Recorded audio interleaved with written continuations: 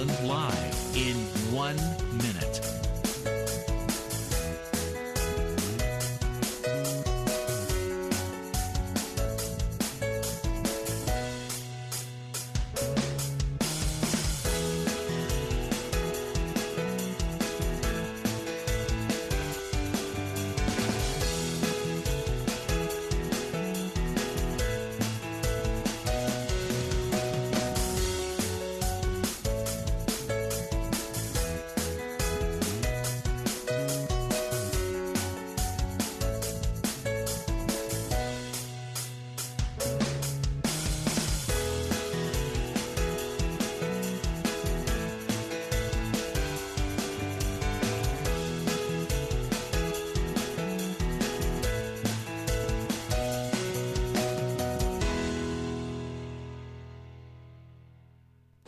Welcome to Lynn Cullen Live at pghcitypaper.com. Email your questions and comments to Lynn at pghcitypaper.com. Why, hello there, and welcome to March the 13th. It is a Tuesday, and that means Tuesday, and that means my sister Susan joining us from St. Louis. Hi, Suze. Hey. How you doing? I'm doing fine. I'm giggling here. I'm reading the story about Haggerty's mom in the Wall Street Journal. Oh, yeah. This is a front page piece in the Wall Street Journal today about he is a reporter for the Wall Street Journal, right? Right. And his 85-year-old mother is also a journalist in where? South Dakota or something? Yeah. And she has been a journalist for years, but she's very funny. And she what? She wrote the Olive Garden came to her town, right? Right. Restaurant? She writes a 5-day-a-week column for a paper that serves Minnesota and the Dakotas. Okay, so she writes this, very laudatory piece about the lovely decor and the food at Olive Garden. I didn't read the whole thing. And then what happens? She gets mocked all over the country. She went viral.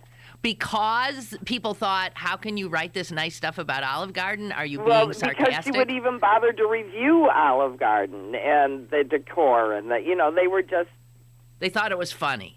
They just thought it was funny. And then she was deluged with emails and phone calls and people demanding an interview with her, and she says, I'm 85 years old and I have a bridge game to play and I don't have time for all this crap. So she wasn't overwhelmed by all of a sudden this fame. Doesn't apologize. She never says anything nasty about anybody's food. If she doesn't like the food, she'll talk more about the decor. So that tells you that her Olive Garden review was actually mixed. Because she said, why? Because she did mention the decor. She spent a lot of time on the decor. So she wasn't wild about the food. But but she's just funny, and there's a picture of her on the back of a motorcycle that looks like a picture of our Nana. Yeah, our grandmother, there's a great picture of her on the back of a motorcycle. She's just cute and she's funny, and his article about her is She wrote for years for newspapers and edited them, and she said that someday she just wanted something named after her, and she didn't care whether it was, a bridge or, didn't have to be something big. She'd take a sewage facility. So the mayor named the sewage facility after her. Oh, you're kidding already? No. So it's a cute little story. It's a very cute story. But, read it. It'll make you laugh out loud. Well, but a lot of people I don't think will even understand because they think Olive Garden's a wonderful restaurant. Right. But they're snobs. They are snobs, you're saying. Right. But here's what I remember, cringing when, they do these polls every year, the best of Pittsburgh. Our paper does that, City Paper. And I cannot tell you how many years running the winner for best Italian restaurant in Pittsburgh was Olive Garden. That's our readers saying Olive Garden, and I'm thinking, get me out of here. I mean, how do you come up with Olive Garden on best Italian restaurant? Well, it's like in this town where there is a whole part of town that's Italian. That is called the Hill and is Italian. I mean, it's just Italian. and it's where Joe DiMaggio was born, and it's where, all of these Italian baseball players, grew up on the hill, and it is one restaurant after another, and Italian groceries and Italian bakeries. And then there's a bunch out where I am, there's a bunch of Italian chains. And they're busy as can be, and I do not get how it's a 10-minute drive to get real food. I think Americans are we have been acculturated. We prefer chop suey to real Chinese food. Because it's what we know, and I think we like knowing what we're going to get, and these chains have things down so that we. Well, if you're ever in St. Louis, go to the Hill and get good food. The real Doesn't matter deal. where you go in. And whatever you're doing, if you're casting votes in the best of Pittsburgh things, don't vote for chains. Jeez. God. All right. Well, I didn't have a chance to read that. I had to be at a 7:30 meeting this morning, and that sort of threw my day off because I wasn't able to read things when I usually do, and it's just amazing what a creature of habit I must be, that it's, I've been stumbling around ever since. Well, it is disorienting if you don't have because you miss some interesting thing. I do? I miss some interesting thing. Well, right, like my favorite story in the Science Times. Okay, let's see if your favorite story is the same as mine. It wouldn't have to do with Tom Cruise and Katie Holmes, would it? Oh, well, I like that one, too, but that was my second favorite. Really? So your first favorite in the Science Times was what? The story it was Wisconsin again, and another fight in the legislature because they're about to make wolf hunting legal. And the part of Wisconsin where the wolves have come back and is mostly the ancient tribal lands of the native Wisconsin Indians who worship the wolf, consider him one with man. Uh-oh. And so, and they must by treaty be consulted on these matters. Well, it's and their land. It's their land. Well, it's not their reservation anymore, but by treaty, when they, ceded these lands and were granted that lands, they maintained some rights to their lands, and it's most of northern Wisconsin. And they do not want the wolf No, hunted. they consider it, sacred, the Times article calls it not a matter, it really reflects the abortion debates, on our level. There's science and then there's pure emotion. And so while there's reason to cull the herd and blah, blah, blah, blah, blah, and what can, that land sustain, that's from the scientists. And to the Indians, it's like murdering their brother. So the wolves are, the big bad wolves are doing what? Are they eating? Well, you see, the big bad wolves, that's us. That's what we do to wolves, not them. Yeah, but why do the scientists say you do have to thin out the population?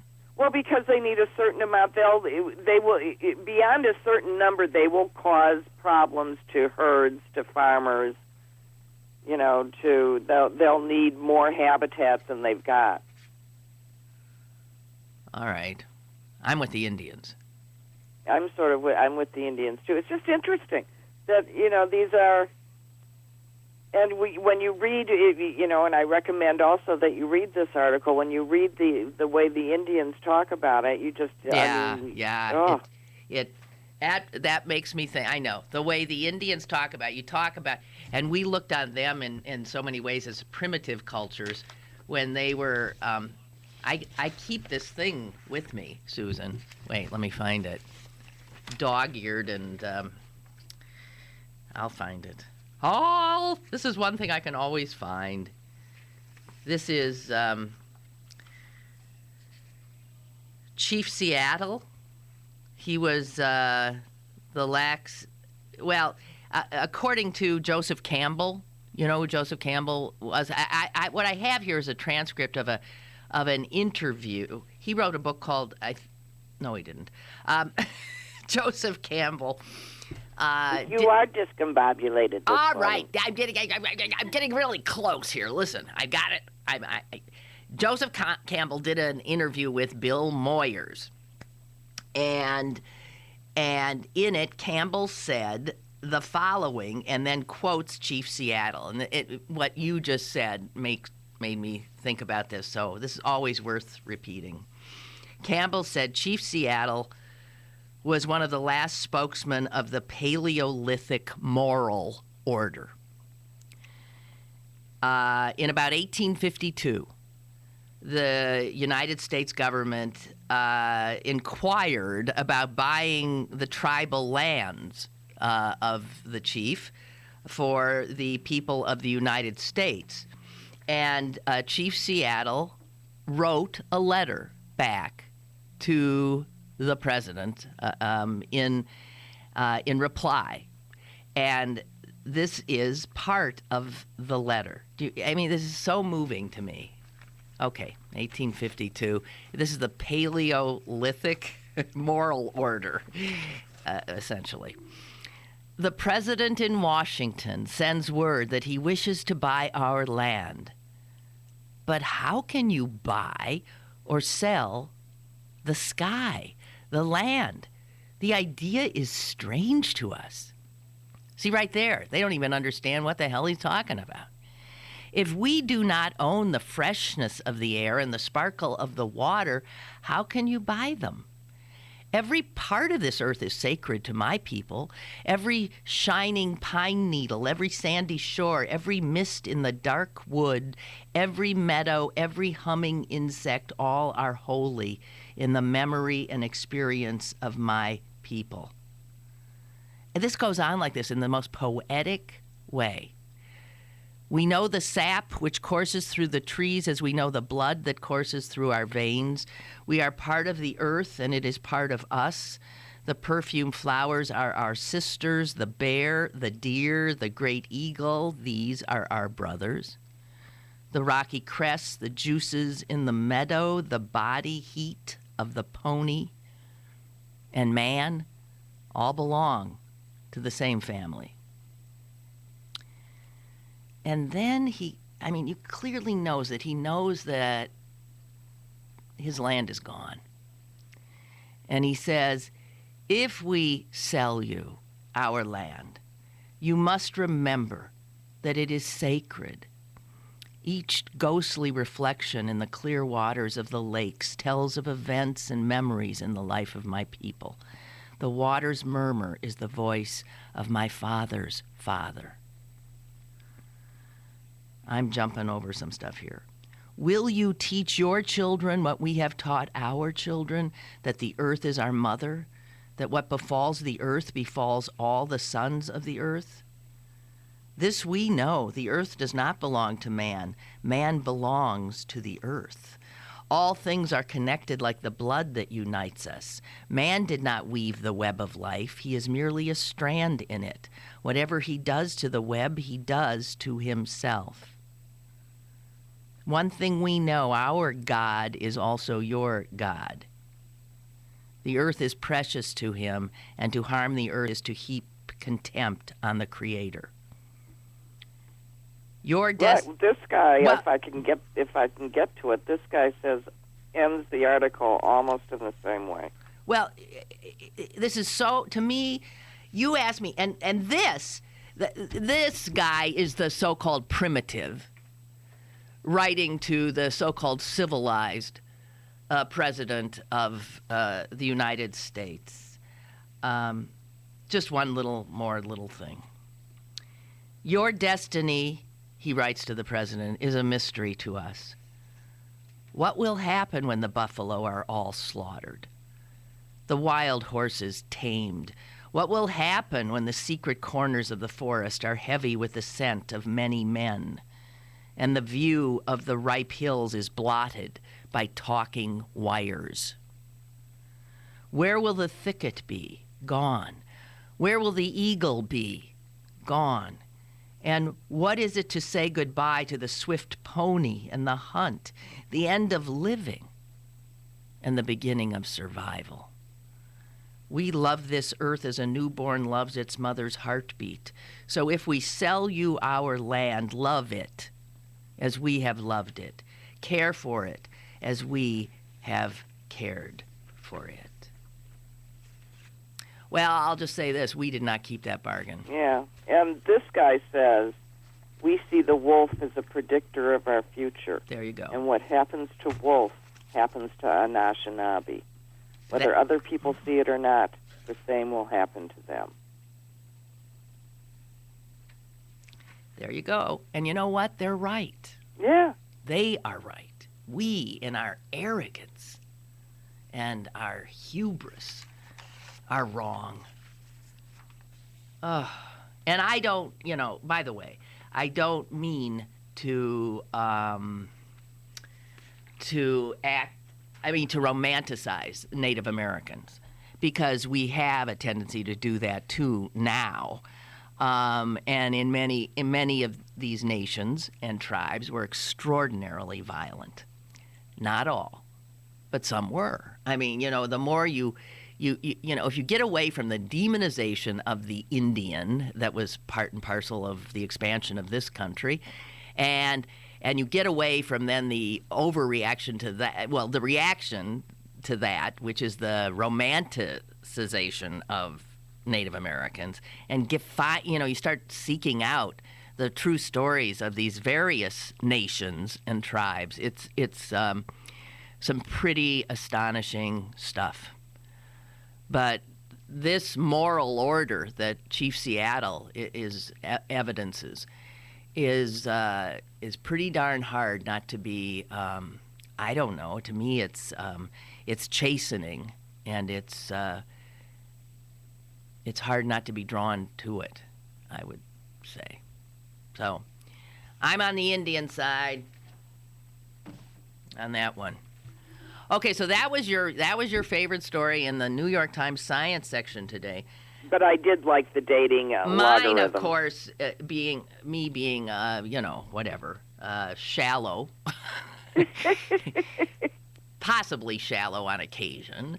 No, I read the other one first. You should tell them what we're talking about. Well, I took to one that was, I'm sure, done initially in fun, but these two guys, who one of whom writes regularly for the New York Times, worked out an equation, a formula, that they could plug celebrity couples into and determine their odds of making it, the relationship to make it to 5 years or 10 years, the odds of marriage working.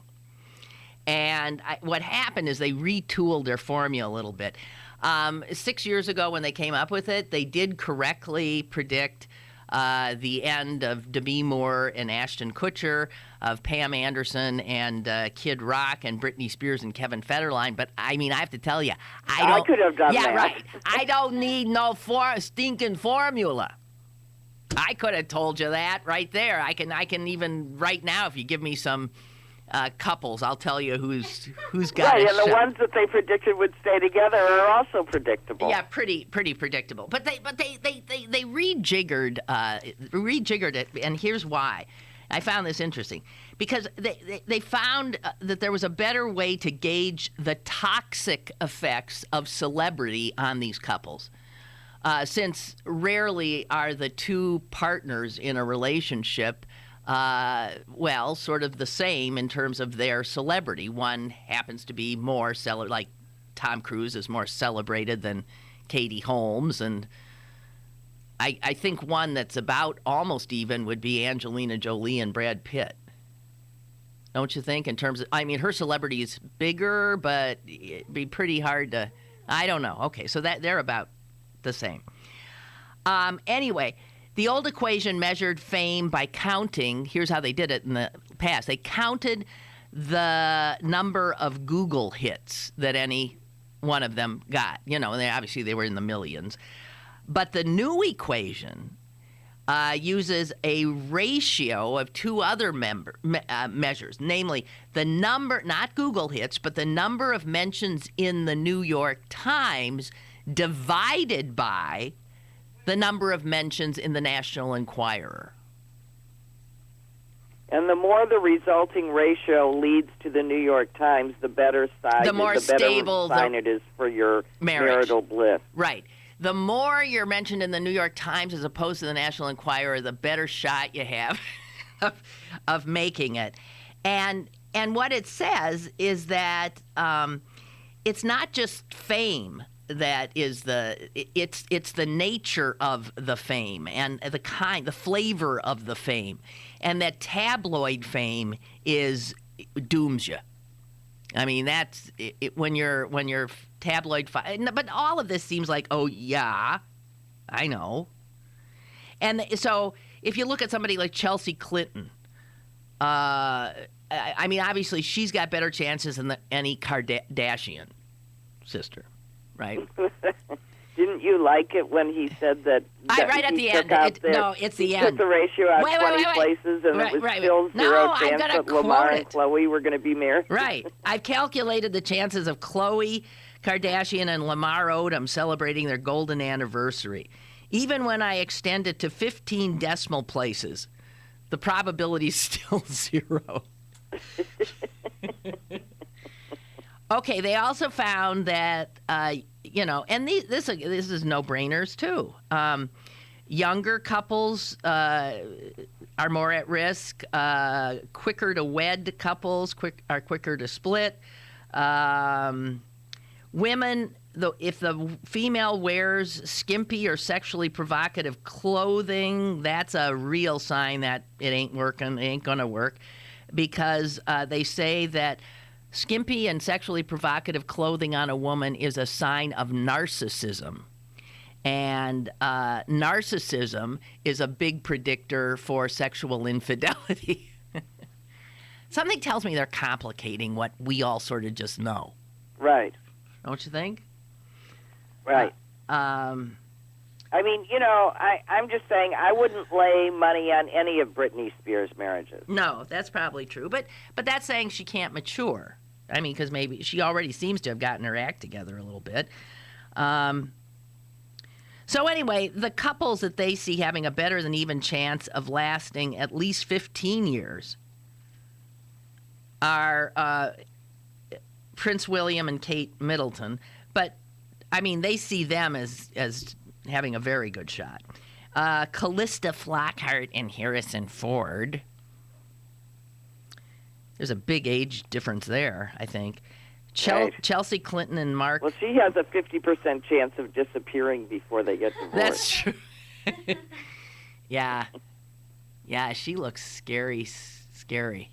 And also they give a pretty good shot to Beyonce and Jay-Z. I'm sure everybody wanted to know all that, but that was interesting to me. So do you like the fact that Russia's been told to go golfing? I don't know this. Oh yeah, he didn't have a show yesterday. He probably won't have one for a couple more days. Clear Channel has pulled all of his national advertising for 2 weeks. Yes, I did see that, but I didn't see that they told him to take a vacation. Yeah.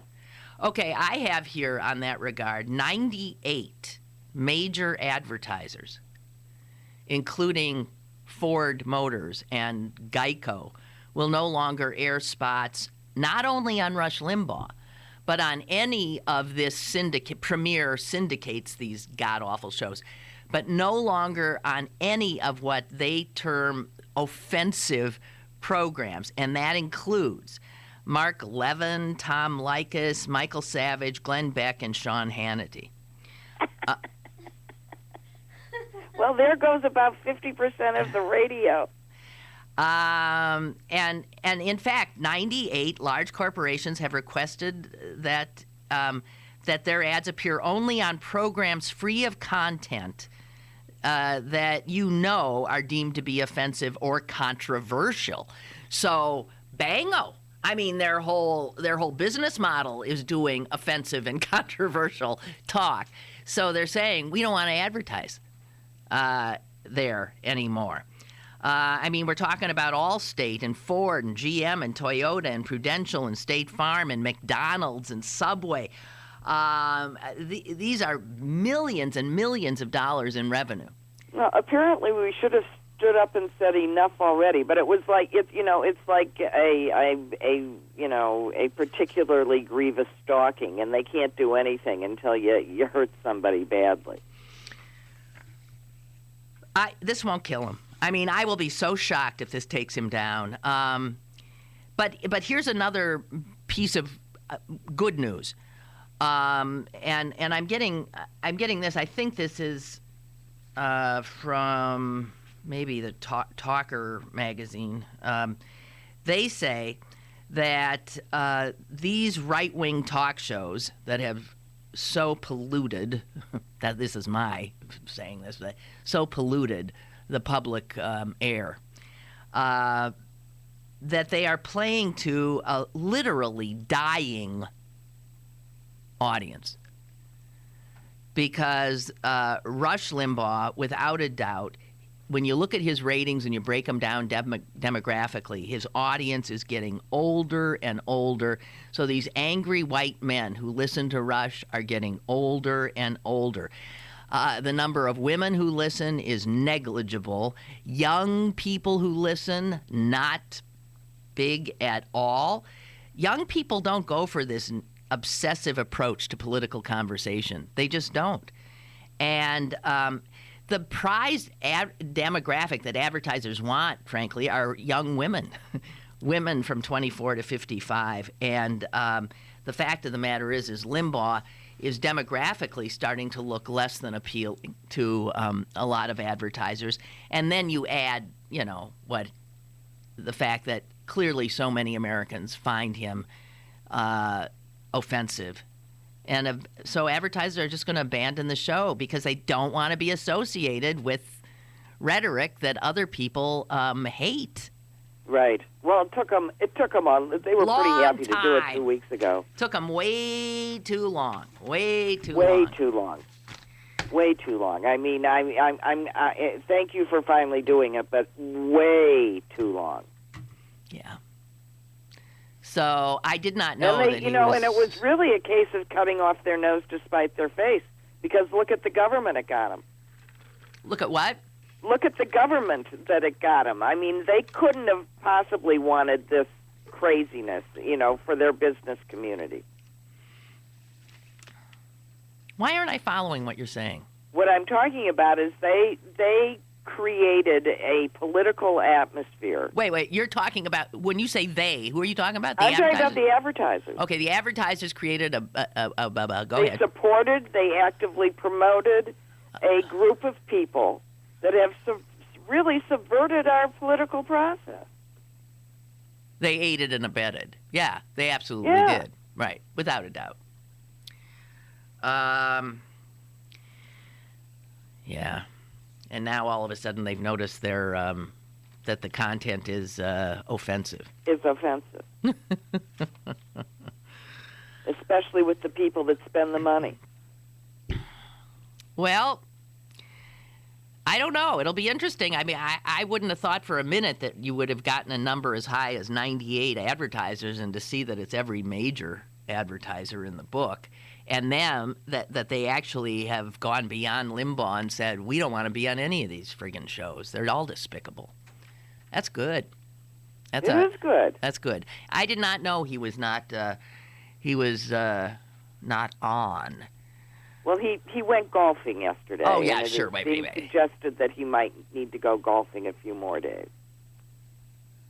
Nothing official.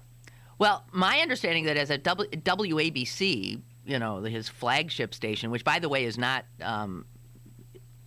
unlike so many, it's not a clear channel, owned.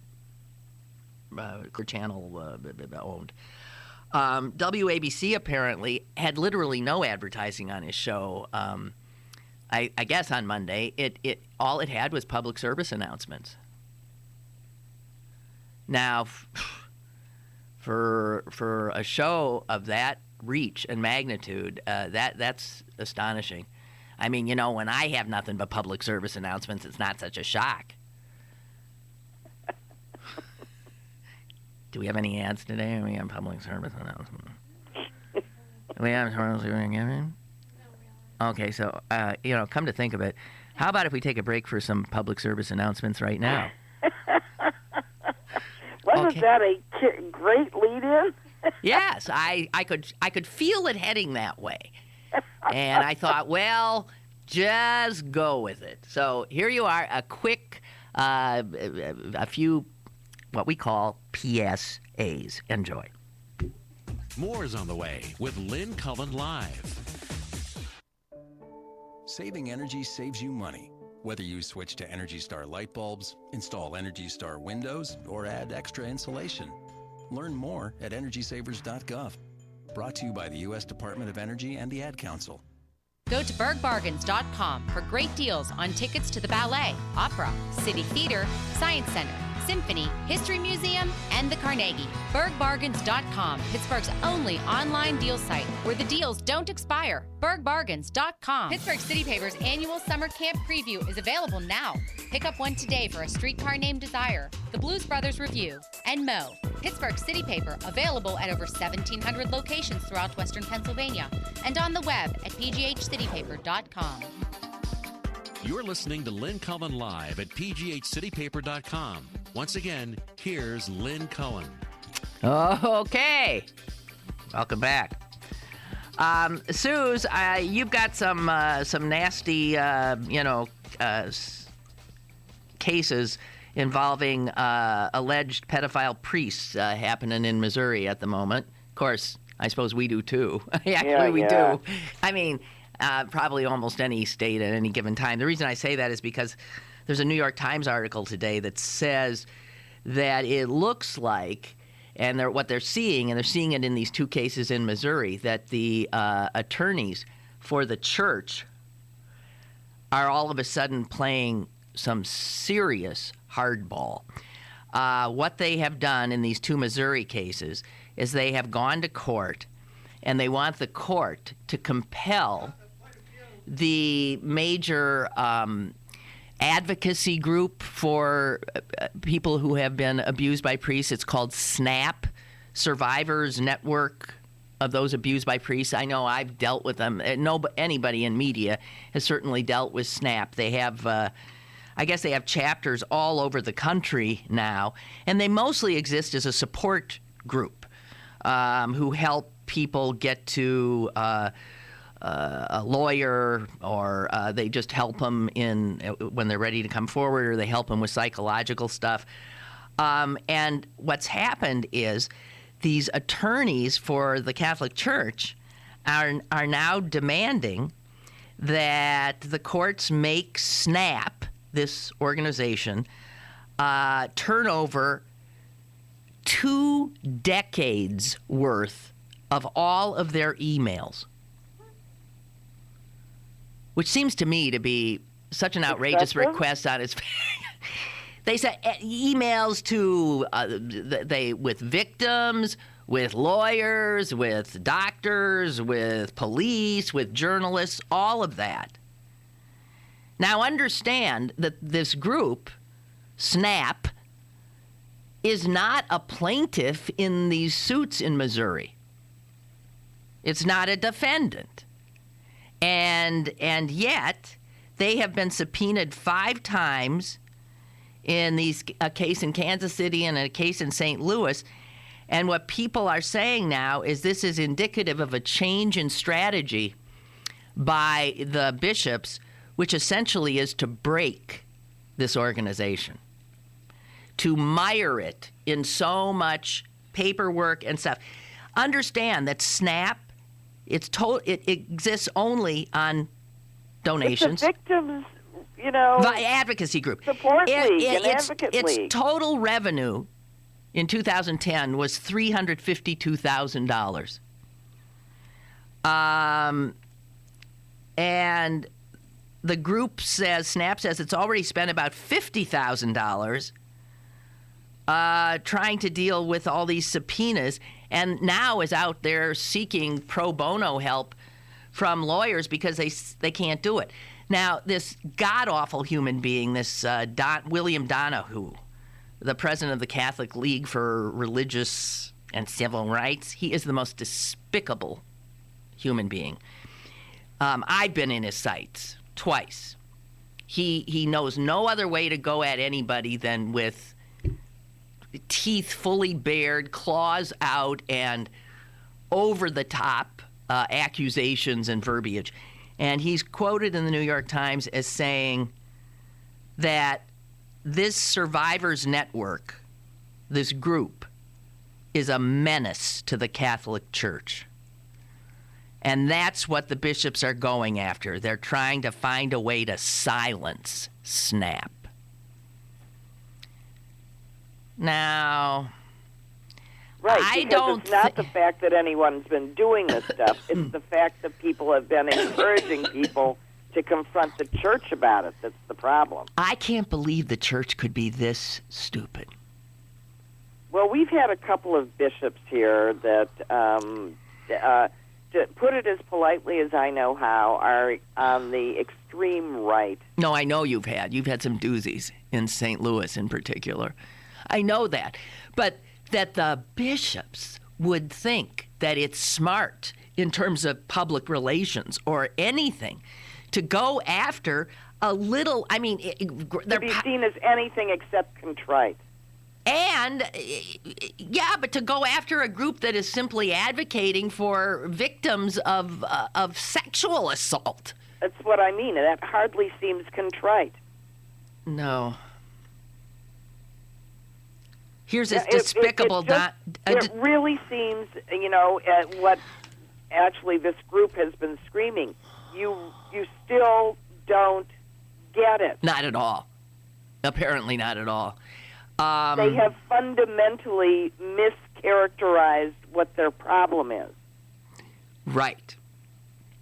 They want to silence the... Their problem is that this is coming out, as far as they're concerned, not that it's happened. And what they also don't realize is there ain't no covering this up anymore. Sorry.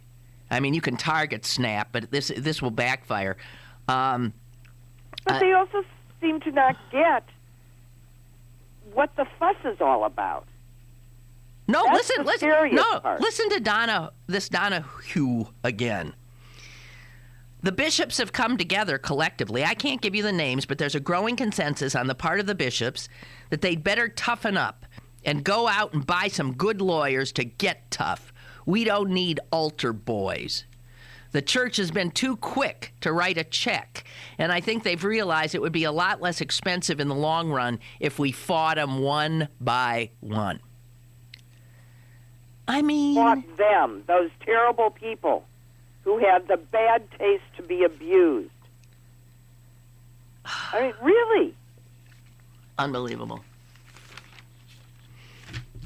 Unbelievable. Because apparently they do need altar boys. Okay, I got nothing else on that. Unbelievable. So they're voting in Mississippi. They're voting in I was Alabama. watching probably CNN or so, MSNBC last night. There was nothing else to watch, and I heard in passing somebody saying that Romney looked like he was on safari in the South. He is so, you know what? Since it's been pointed out how uncomfortable and how awkward he is, I mean, you see him now and you just want to avert your gaze. I mean, when he tries to be... Did you see him with Jeff Foxworthy the other day? Yeah, I know. That's his ace in the hole. I mean, it's so awkward. Yeah, I've been getting hugged by a lot of ladies, or southern ladies here. I'd say about 12 or 13 or... I don't know. And I mean, you want to just say, oh my God. I mean, he just, it's almost like he's got some inability to know how to, function. So anyway, they're voting. And I just want to say this. So the Republicans are going to the polls in Mississippi and Alabama. And listen to this poll data. Oh, God, I heard this. 52% of Republicans in Mississippi think that the president is a Muslim. 52% of Republicans. Don't tell me that Joseph Goebbels wouldn't be just tickled pink to hear this, because he's the one who said, if you're going to make a lie, make it big. Make it so big that people will think there's no way you would say such a thing if it weren't true. So, and you repeat it enough, repetition, and outrageousness, and it will stick. 52% of Republicans. Now, what you got to ask, Susan, what kind of... These are people who have a vote. These are people who obviously don't in any way care about reality. No. And it gets to the point where you know what percentage of Republicans in Mississippi believe the president is a Christian? What percentage of Republicans in Mississippi say he's a Christian? 23%. Oh, Susan, you're so generous of spirit. 14. Cut that in half. 12%. Only 12% are willing to say, and these are the same people who probably were railing about his Christian minister, right? But they don't think he's a Christian. Okay. Now, we move next door to Alabama, and they're slightly more enlightened there, because there it's 14% say that he's Christian. And 45% say he's a Muslim. They were interviewing a guy on the radio this morning who said, well, our Constitution says that your mother and your father have to be born in the United States. Oh, dear God. See, now, where does he get that? Well, Someone told him? So, it's not true. Ding, ding, ding. Wrong. Wrong. Totally wrong. As a matter of fact, neither of them have to be born in the United States. You idiot. These people can vote. Now let's talk about... Right. And they're proudly proclaiming their ignorance. Now let's talk about who can't vote if you leave it to Republicans. These voter ID laws are getting struck down every other day now, it seems. Texas has got knocked down. Wisconsin's got knocked down yesterday. In Texas, it was the feds that knocked it down. In Wisconsin, it was a county judge. We don't bother the feds. No, I mean, a Dane County judge said, "What? Are you kidding me?" I mean, God, this is just unconstitutional on its face. And Susan, today in Harrisburg, which is the capital of our great state, there will be a final vote in the House of Representatives to impose a voter ID law here in Pennsylvania, which has done just fine without one forever. And it's already passed our Senate, and our, of course, Republican governor is fully intending to sign it. And here's our governor on why this is why it's not in any way an impediment. He says, "There's no barrier to vote. You have to have a photo ID to go just about anywhere these days." Okay, now let's stop.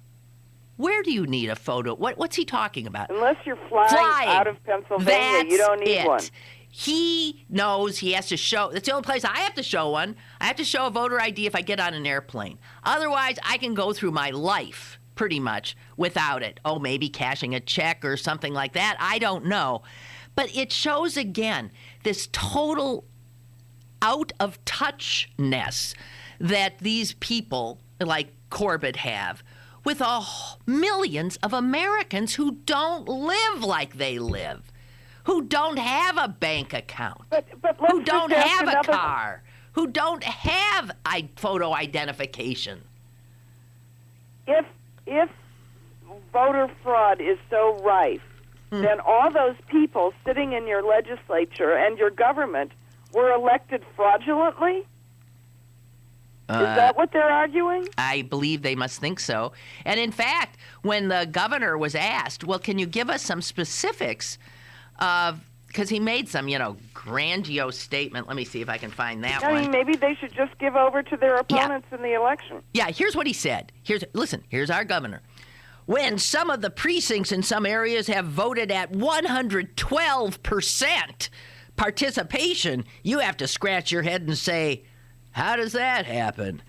And, of course, the reporters in the room said, hey, Governor Corbett, what precincts you talking about, and can you give us some details? And, of course... No, of course, he could not. Of course, he could not. They simply make... These things are... All these voter ID laws are fixes for a problem that doesn't exist, because what they really are is obvious. It's an effort to keep poor people, Hispanics, people who vote. Crow legislation. It's absolute. Yeah. It's recycled from. That's what we've always done. Okay, so in the Texas law that just got knocked down, the question is, well, what constitutes a photo ID? Well, you know what Texas was willing to say? Okay, it's not just a driver's license. No. It could. Can I use my Sam's Club membership? Maybe you could if it's got your picture on it. I don't know. I don't think so. But they said you can use your handgun permit. You can use your handgun permit. But guess what? A student cannot use their university ID.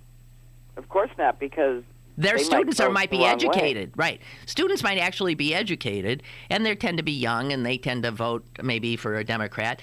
And so they actually wrote the law so that handgun carriers can vote, but students cannot. Well, now, but that's what Wisconsin's was too. It was designed to keep the university kids from voting. Right. So if this passes, so when I go to the polls now, I've never been asked for ID in my life. They know me. I walk in, hi, how you doing, blah, blah, blah, blah, blah. And so, I would not be able to vote now if I don't bring my ID and show this, which also adds another impediment to what is the backbone of representative democracy, the right to vote. Here they mail me something, that I can use as my ID, but I don't bother. I do show my driver's license because that's also a way to do it. But if you don't have that, what they send you is a voter ID card that, has your precinct and everything else, and you bring that in. I don't know. It's. But we can use a gas bill to prove that it's us at that address. You don't have to. Yeah. I think they can, but I don't. Republicans are just and all of these states falling over themselves now to institute these laws are states that have Republican-controlled legislatures and governors, where it's just a done deal. You just get it through. This is our shot. And this is what happens when people don't vote in those midterm elections. This is how Pennsylvania has become practically a red state now. And here, the other thing that you aren't mentioning is that this is right after those midterms, the census came out, and now they're redrawing all the legislative lines. Exact same to thing. Benefit Republicans. That's right.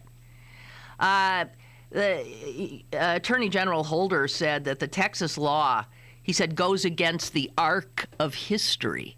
Well, because that's what Republicans stand for, going against the arc of history. They, how many times do we have to say it, want to roll the clock back, want to roll all of recent history back. They want to go back to some airbrushed time when, I know what it comes down to, when women knew their place, when blacks knew their place, when the white guys were totally in charge. That's what they want, and they can't have it. But they'll take us down trying to get it back, going against the arc of history. Oh. So anyway, they did, the Justice Department, looked at the Texas law and and they said it so clearly would harm Latino voters. It's ridiculous. There are about 800,000 voters in Texas who do not have driver's licenses or any other form of ID. 800,000. And more than almost 40% of those lacking IDs are Latino. You want to suppress that Latino vote. Did you see that a recent poll showed Obama winning the Latino vote over any Republican, something like 7-1? Yeah. So if you're a Republican and you can't win at the polls, well, you win at the polls in a different way by preventing your opponent's supporters from voting, from casting a ballot, or making it so difficult for them that they just throw up their hands. Right, they don't bother. Well, that brings me to a cute little piece here, Suze. 2 people got married the other day, which is nice. But they're the oldest newlyweds in California in a long time. He is 98, Alan Marks, and she is 95, Lillian Hartley. They just got married. And Lillian, 95, said, "I didn't want a relationship. I enjoyed my freedom. But he got me."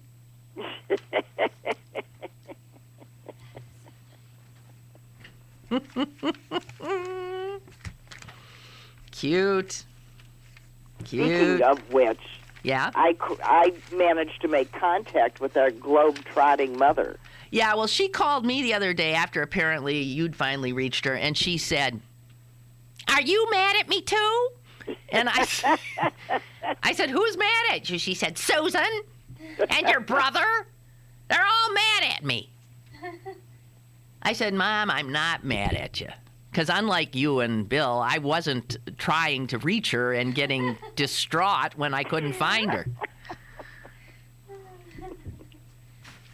So, no, she's something. Okay. And I can't, this is sobering, this new polls out today. I think I just threw it out on, likely voters if you pair Obama up right now with Romney and blah, blah, blah. Because, you look at these Republicans and you look at the candidates and you look at what they stand for and you think, who in the name of God would vote for these people? I think what will happen is the Republicans will just stay home. Well, I don't know, because I got to tell you right now, I mean, you would think that the polls would show Obama 85%, Republican, any Republican. I know. It's so and crazy. It's pretty much 50-50. It's pretty much, he's got 53, they got 47. It's this country, and here's where Democrats have to. Our tendency is to think, come on, we got this in the bag. Oh no, we don't. That's what we're always thinking. And those relentless Republicans just keep working and working and working. This is going to be a squeaker of an election. People talk about, it's going to be a, landslide election. We're going to get the Senate, the House. Bullshit. You haven't been paying attention to what the Republicans have done and what Susan was talking about gerrymandering districts. I mean, right off the bat, we know that there's a huge, probably most of the country is already just set. We know. That's red, that's blue. And there's not a lot left in play. The good news is that when you look at what's in play, those independent voters, the ones that are wishy-washy, go this way, go that way, go this way, go that way, who 2 years ago went to the Republicans and helped get all those Tea Partiers in, thank you very much, Now, those same voters, a lot of them, are heading the other way and are likely women, young people, Hispanics, all those demographics, again, going well toward the president. Actually, the only people who are going to vote for the Republicans, guess what? White men. Old white men. Old white men. Even some young white men. White men. Some young ones, too. White men. And There should just be I was going to say there should be a white man's party, but there is. It's the Republican Party. But and by the way, women vote a lot more than men do. And in case you hadn't noticed, women are really pissed off right now, including Republican women. A lot of I mean, I was reading a bunch of stuff. Well, the New York Times had that piece. Yeah, the same thing. Yeah, they voted for in the caucuses. That how dare they come near my body? Right. I mean, they all said the Republican women are saying this is insane. This is settled. It's all settled. Abortion's settled. This is settled. You can't take. And I'm sick of them. Having these fights over. These are Republican women. I think people don't get that. Women really have the temerity to think that their bodies are their own business.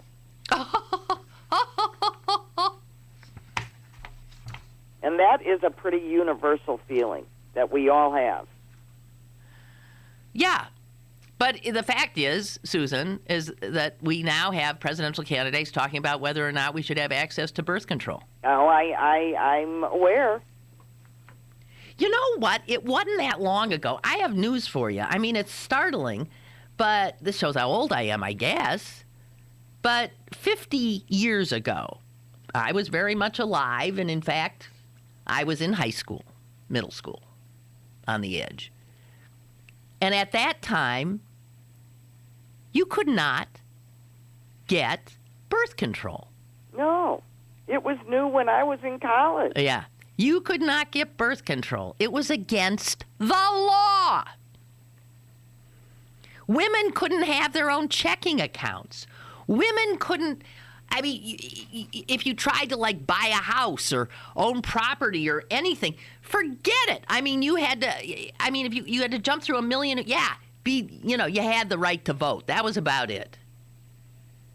People don't realize, and the fact of the matter is because that was just 50 years ago, there's these millions and millions of Americans who still can't adjust to this and want it pulled back.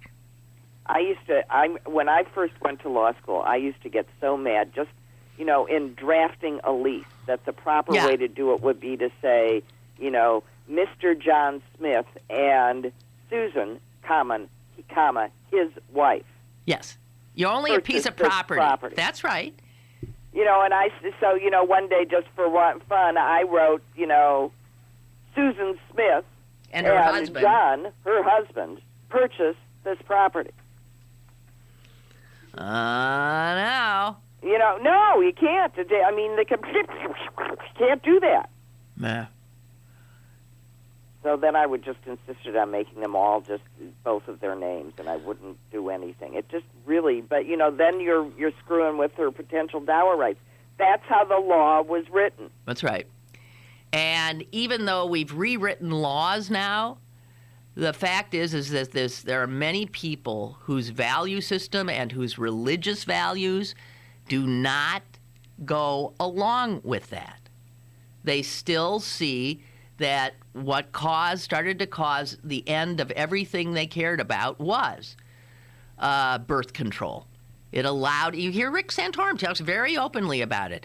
It allowed women to be liberated.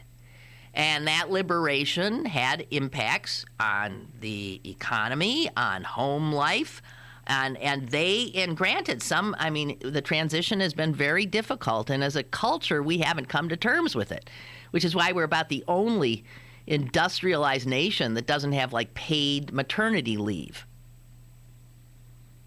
and things like that, because we're still angry at women for, I guess, abandoning their proper role in the kitchen and the home and being a helpmate to their overlord, Well, and also their husband. our refusal to understand that what women do should in some form be recognized and compensated.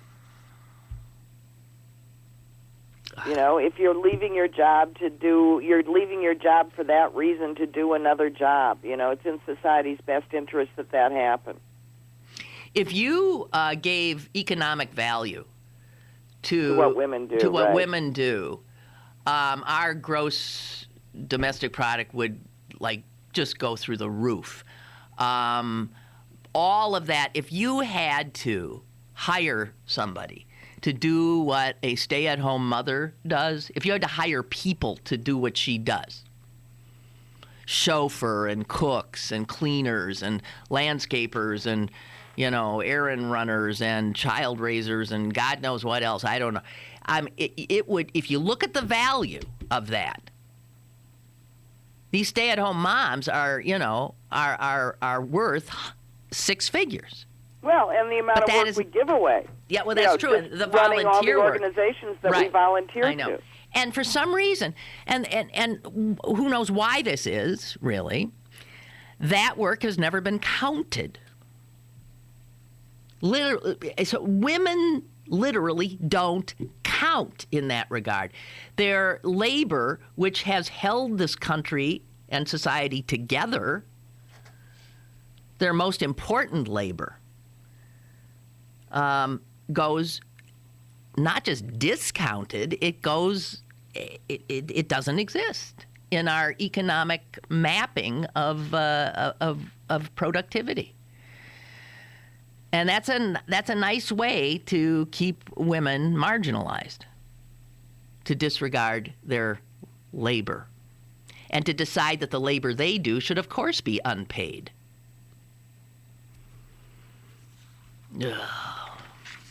Okay, that's it for me. It for me, too. See you in Pittsburgh. Hey, next Tuesday, Susan will be here. Yay! Right here, sitting next to me and be live on the show. So make a note of that. That'll be fun.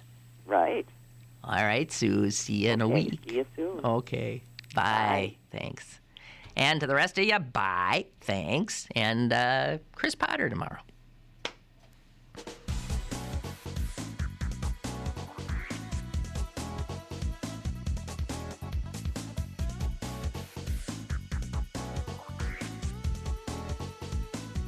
Lynn Cullen Live, Monday through Friday from 10 a.m. to 11 a.m. and archived at pghcitypaper.com. The opinions expressed on Lynn Cullen Live are those of the host and do not necessarily reflect the viewpoints of Pittsburgh City Paper, Steel City Media, and its advertisers.